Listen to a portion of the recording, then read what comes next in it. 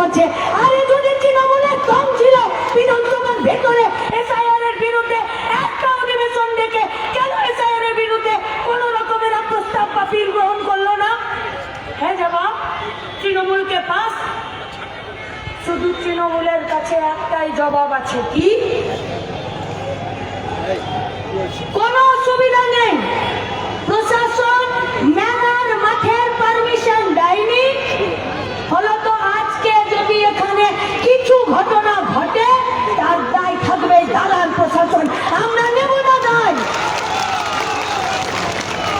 মেলার মাঠে থাকতাম, রাস্তায় অবরোধ হতো না, প্রশাসন জানতো না, পুলিশ জানতো না, মালদা জেলার থেকে মানুষ জীবনের যন্ত্রণায়, আইসিডিএস এর কর্মীরা, আশার কর্মীরা, সরকারি কর্মচারীরা, পরিযায়ী শ্রমিকরা, মাইক্রো ফিন্যান্সের জালে হাসপাস করা মহিলারা আজকে মালদা জেলাতে এই শহরের উপকণ্ঠে এসে উপস্থিত হবে। এটা নেই তা অ্যাডমিনিস্ট্রেশন কো, পুলিশ জানতো না, সব জানতো, সব। তারপরেও বলেছে দেয়নি পারমিশন, তো তার দায় আমাদের নয়। আমরা শুধু আপনাদের কাছে বলতে চাই, তৃণমূলের দ্বিচারিতা দেখুন, তৃণমূল কংগ্রেসের দ্বিচারিতা দেখুন। এদের আইপ্যাকের ঘরে ইডির রেড পড়ে যায়, এরা দৌড়ে চলে যায়। আইপ্যাকের ঘরে ইডির রেড পড়ে যায় পয়সার তছরূপের জন্য, রাজ্যের মুখ্যমন্ত্রী তৃণমূলের গাড়িতে এই পুলিশকেই চাপিয়ে নিয়ে হড়বড় করে চলে যায় ফাইল আর তাদের সমস্ত ইলেকট্রিক্যাল ডিভাইস বাঁচানোর জন্য। আর ইডি নিজের হাতের উপর হাত দিয়ে দাঁড়িয়ে থাকে। তখন তৃণমূল কংগ্রেসের চোর নেতা নেত্রীদেরকে, মমতা ব্যানার্জিকে এরা দেখতে পায় না। বিজেপির সঙ্গে তৃণমূলের এই পিড়িতে রাখা খুব মজবুত গো, খুব মজবুত।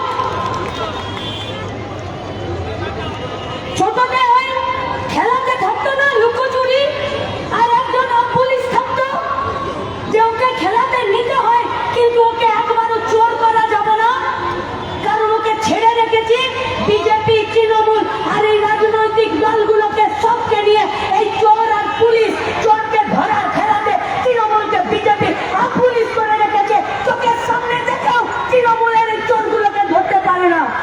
তাই ইডি রেড চলাকালীন আইপ্যাকের বাড়ি থেকে এদেরকে ধরলো না, ফাইলকে নিজেরা নিল না, আর এদের বিরুদ্ধে একটা মামলা, একটা এফআইআর করে এখনো পর্যন্ত ওদের কোনো শাস্তি হলো না। এবার আমাদের মায়েদের কাছে একটা প্রশ্ন, এই গোটা মালদা জেলার মায়েদের কাছে আমার একটা কথা, মায়েরা শুনেছিলেন জাল ওষুধের জন্য আমাদের পোয়াতি মাগুলো, জাল স্যালাইনের জন্য আমাদের পোয়াতি মাগুলো বাচ্চা জন্মাতে গিয়ে হসপিটালে সবাই আইসিইউতে ভর্তি হয়ে গেছিল। কারো বাচ্চা জন্মেই মরে গেল, কারো বাচ্চা জন্মালো না, আর কেউ বাচ্চা জন্মাতে গিয়ে মাটাই মরে গেল। মনে পড়ে মেদিনীপুর, জলপাইগুড়ি, সরকার কি বললো? বললো স্যালাইনটাকে বাদ দিয়ে দাও। আরে স্যালাইন বাদ দিলে ট্রিটমেন্ট বন্ধ হয়ে যায় নাকি?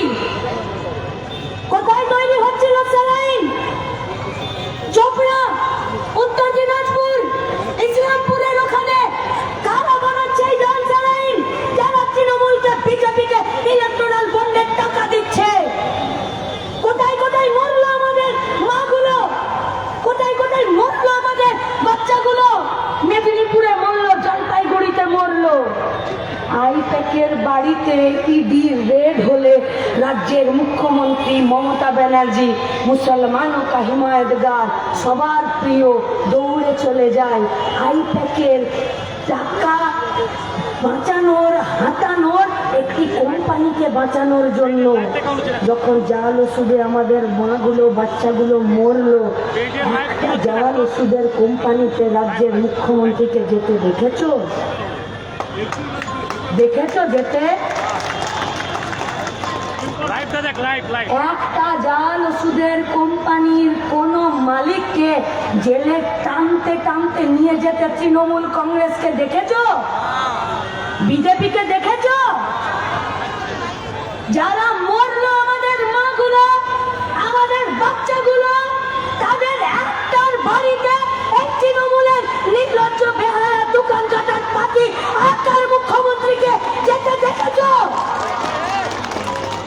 আই থেকে রেড পড়লে তৃণমূলের চুলকানি হয় গো। আমাদের মা মরলে তৃণমূলের কিছু যাই আসে না, আমাদের বাচ্চা মরলে সেই চাল ওষুধের কোম্পানিকে ধরার জন্য বিজেপিরও কিছু যাই আসে না।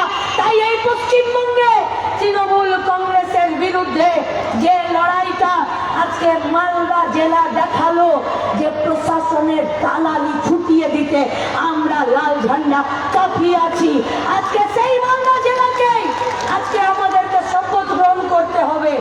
আজ রাস্তার দখল নিয়েছি, কাল বিধানসভার দখল নিতে হবে, আর ভোট লাল ঝান্ডায় নিতে হবে। আর লাল ঝান্ডা বিধানসভা থেকে এই চোর আর দাঙ্গাবাজদের বিরুদ্ধে সবাই মিলে একসাথে লড়তে হবে। প্রণাম, ইনকালাব জিন্দাবাদ।